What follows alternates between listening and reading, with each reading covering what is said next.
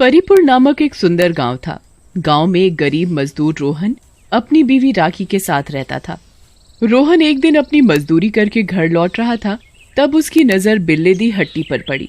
बिल्ले दी हट्टी गांव की मशहूर दुकान थी।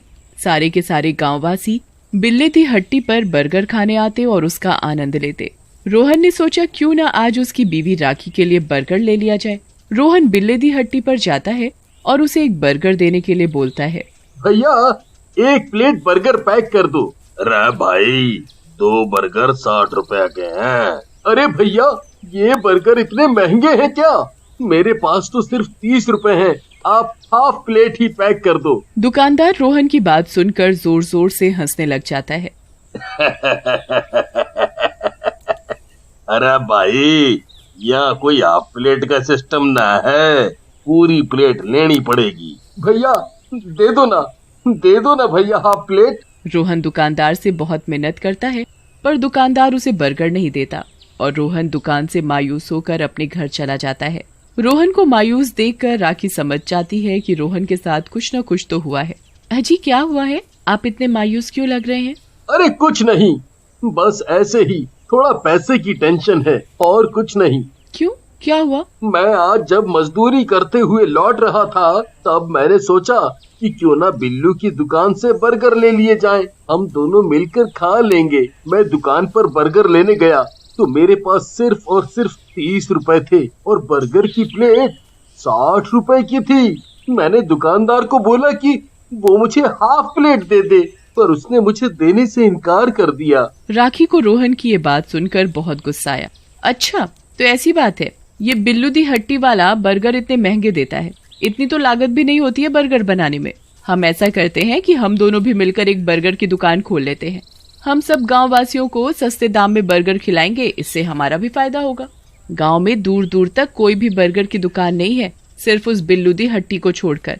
वाह, ये तो बढ़िया आइडिया है, पर हम बर्गर की दुकान खोलने के लिए पैसे कहाँ से लाएंगे? अरे तुम उसकी चिंता क्यों करते हो, मेरे जेवर है ना, हम उन्हें गिरवी रख देते हैं। जो पैसे मिलेंगे उससे दुकान खोलेंगे और जब पैसे आने शुरू होंगे तो हम उनसे अपने जेवर वापस ले लेंगे। रोहन अगले ही दिन राखी के जेवर ले जाता है और सुनार के पास उन्हें गिरवी रखवा देता है। देखते ही देखते रोहन और राखी अपनी बर्गर की दुकान खोल लेते हैं। रोहन और राखी अपनी दुकान में बर्गर की प्लेट मात्र 20 रुपए रखते हैं। दुकान में बर्गर के कम दाम, साफ सफाई और स्वाद देखकर सब गांववासी बिल्लू दी हट्टी छोड़कर रोहन की दुकान पर आते। देखते ही देखते रोहन की दुकान पर बिल्लू दी हट्टी के ग्राहक भी आने लगे और बिल्लू दी हट्टी पर कोई नहीं जाता, जिससे उसका मालिक बहुत परेशान रहने लगा। बिल्लू ना ही अपने बर्गर के रेट कम करना चाहता था और अपने बंधे हुए कस्टमर को किसी भी हाल में वो वापस भी पाना चाहता था। परंतु बिल्लू ने सर से एड़ी तक का जोर लगा लिया था, पर ऐसा नहीं हो रहा था। देखते ही देखते बिल्लू कर्जे में आने लग गया था। उसकी कमाई से ज्यादा उसकी लागत होने लगी। अरे यार, इस रोहन के चक्कर में मैं तो बहुत ही ज्यादा कर्जे में आता जा रहा हूँ। मेरी तो समझ ना आ रहा है मैं करूँ तो करूँ के। देखते ही देखते एक दिन बिल्लू खुद को फांसी लगा लेता है। तभी से बिल्लू की आत्मा रोहन की दुकान में घूमने लगती है। बिल्लू की आत्मा जलन के मारे रोहन का बेफालतू का नुकसान करवाती। राखी, जब से बिल्लू की मौत हुई है तब से हमारी दुकान में आए दिन कुछ न कुछ दुर्घटना हो रही है। हाँ जी, आप बिल्कुल सही कह रहे हो। हम बर्गर में मेहनत उतनी ही करते हैं पहले की तरह, पर हमारे बर्गर पहले जैसे बन नहीं रहे। वहाँ खड़ा बिल्लू का भूत सारी बातें सुन रहा होता है। इन्हें तो अब पता लगेगा, इनके बढ़िया और सस्ते बर्गर बनाने के चक्कर में आज मैं अपनी जान गंवा बैठा। इन्हें तो अब पता लगेगा ये आगे आगे होता है क्या। अगले दिन रोहन अपनी दुकान खोलता है तो वो देखता है कि दुकान का सारा सामान फैला हुआ होता है। सारा सामान खराब हो गया।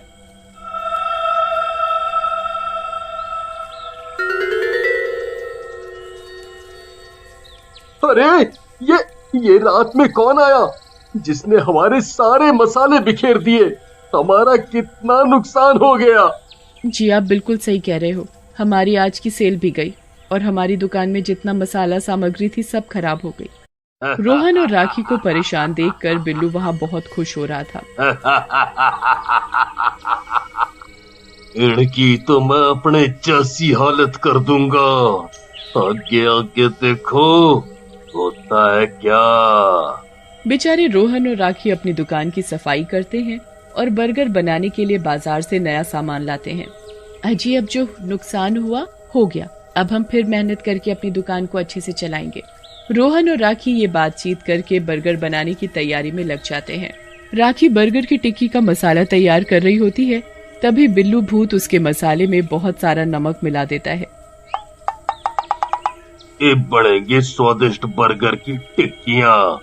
सारे गांव वाले उंगलियां ही चाटते रह जाएंगे। छी! यह कैसा बर्गर बनाया है? इसमें इतना नमक भर रखा है कि कोई भी इंसान इसे नहीं खा सकता। अरे भाई साहब, ऐसा कैसे हो सकता है? टिक्की का मसाला तो मैंने खुद अपने हाथों से तैयार किया है, तब तो उसमें नमक सही था। दिखाओ भैया, मैं भी अपना बर्गर टेस्ट करके देखूं, आखिर हमारे बर्गर में दिक्कत क्या आ रही है। रोहन बर्गर टेस्ट करता है तो सही में उसमें बहुत सारा नमक गिरा होता है।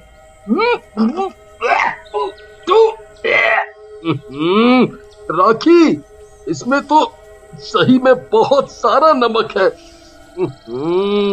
जी पता नहीं, मैंने तो बिल्कुल ठीक मसाला डाला था। तभी राखी देखती है कि राखी और मोहन द्वारा लाया हुआ राशन में से नमक की बोरी पूरी खाली पड़ी है।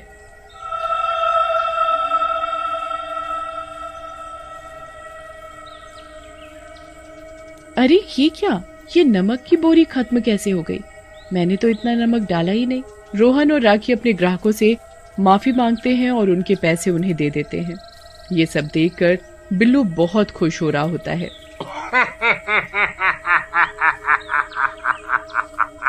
अगले दिन रोहन बर्गर तल रहा होता है, तभी बिल्लू रोहन को धक्का दे देता है और रोहन कढ़ाई में जा गिरता है और वो फ्राई हो जाता है। रोहन बहुत चिल्लाता है, अरे अरे कोई बचाओ, मुझे बचाओ, मैं मर जाऊंगा, मुझे कोई बचाओ। रोहन एक तरफ चिल्लाता रह जाता है, परंतु उसे कोई बचाने नहीं जाता, ना ही किसी को उसकी आवाज सुनाई देती है। रोहन की मौत के बाद राखी मायूस रहती और चुपचाप अपनी दुकान पर आती और ग्राहकों को बर्गर बेचती। परंतु बिल्लू को रोहन की मौत के बाद भी चैन नहीं मिला था। वो तब भी दुकान में कुछ न कुछ उल्टा पुल्टा करता रहता। एक दिन राखी की दुकान पर एक बाबा आता है। भिक्षाम देही, भिक्षाम देही। राखी बाबा को कुछ पैसे पकड़ा देती है और बाबा को अपनी दुकान का बना हुआ बर्गर खाने को देती है। ये लो बाबा जी, आप बर्गर खाओ। हाँ बेटा, मुझे बहुत जोरों की भूख लगी है, तुमने मुझे खाना दे दिया, ये मेरा सौभाग्य है। अरे बाबा, ऐसा मत कहिए, मैं तो चाहती हूँ कि कोई भी दुनिया में भूखा रहे ही ना। राखी और बाबा ये बात कर ही रहे होते हैं कि तभी बाबा को बिल्लू की परछाई दिख जाती है। ओह बेटा, ये कौन है तेरी दुकान में? ये किसकी भटकती आत्मा घूम रही है तेरी दुकान में? मैंने अभी खुद अपनी आँखों से देखी है। बाबा जी, मैं तो अपनी दुकान में खुद अकेले काम करती हूँ, मेरी दुकान में तो कोई नहीं है। किसी की आत्मा है बेटा तेरी दुकान में। बाबा मंत्र पढ़ना चालू करते हैं। तभी बिल्लू की आत्मा चीखने लगती है और बाबा और राखी के आगे प्रकट हो जाती है। राखी बिल्लू को देखकर बहुत हैरान हो जाती है। अरे बिल्लू, तू मेरी दुकान में क्या कर रहा है? तू ही मेरा नुकसान करवा रहा है दिन ब दिन।